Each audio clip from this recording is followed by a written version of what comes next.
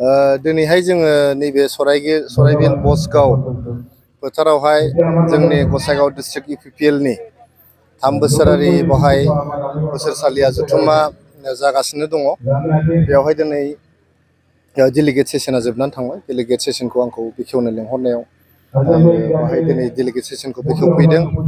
दिनै बे मेलाव गोबां आयदाखौ लानानै सावरायनाय जादों। फैगौ MP इलेक्सनखौ लानानै सावरायनाय जादों।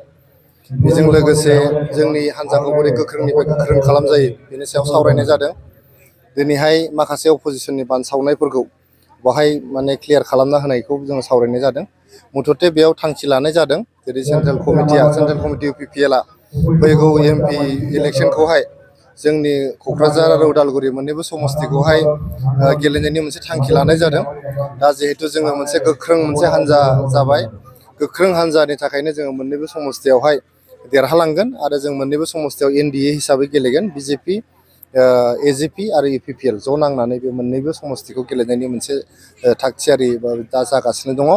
दा बेखायनो दिनैहाय नोंथांमोना नुदों बेयाव लोब लोब जोंनि माने कर्मिफोर मावथि लोगो बिथांमोना नुजाथिदों।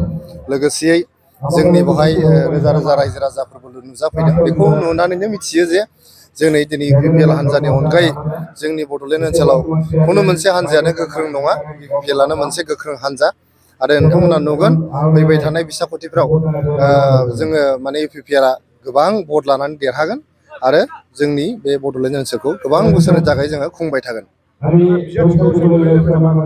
मा बुंनो बिजाथिखौ दा सायख'थ'नाय जायाखै। बिजाथिखौ दानो सायख'नोबो हाया।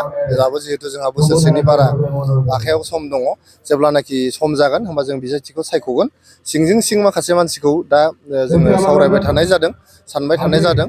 गतिके बिजाथि सायख'नाया बेबायदि मेल मिटिंजों जाया। जोंहा हान्जानि मोनसे पलिसि मेकिं बडि दङ, मोनसे इलेक्सन कमिटि होननाय मोनसे कमिटि दङ। बिथांमोना सावरायगोन, सावरायनानै सोर बिजाथिखौ होयोबा मोजां जागोन बा रायजोआ बजबनो हागोन आरो गोरलैयैनो देरहासार जानो हागोन बिनि बागै जोंनि सेन्ट्रेल कमिटिया माने सावरायबाय थादों, नायबिजिरबाय थादों आरो फाइनालि जोंनि इलेक्सन कमिटिया बेखौ डिसिसन लागोन इलेक्सननि एसे सिगां।